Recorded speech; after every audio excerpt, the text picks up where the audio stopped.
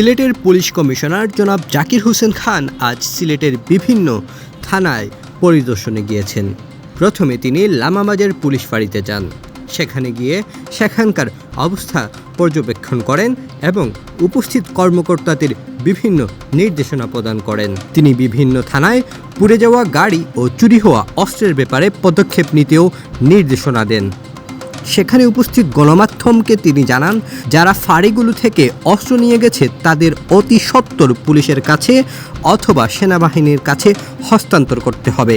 তাছাড়া পরবর্তীতে চুরি হওয়া অস্ত্র কারো কাছে উদ্ধার হলে তাদের বিরুদ্ধে কঠোর ব্যবস্থা নেওয়ার হুঁশিয়ারিও দেন তিনি।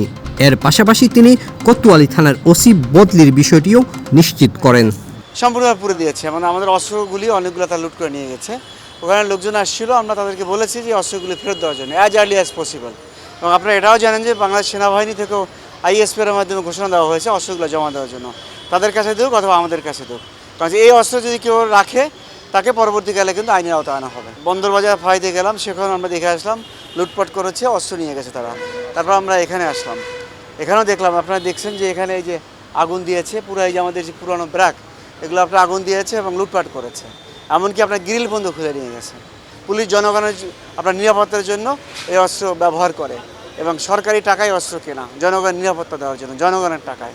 আমাদের অনেক গাড়িতে আপনার আগুন দিয়েছে, অনেক ফাঁড়িতে আগুন দিয়েছে, অনেক জায়গায় তারা ভাঙচুর করেছে, অস্ত্র লুট করেছে।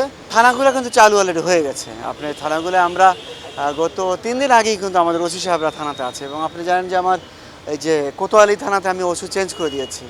আমাদের যে এয়ারপোর্টের যিনি ওসি ছিলেন উনি কোতোয়ালি থানায় গতকালকেই আমাদের জয়েন করেছেন।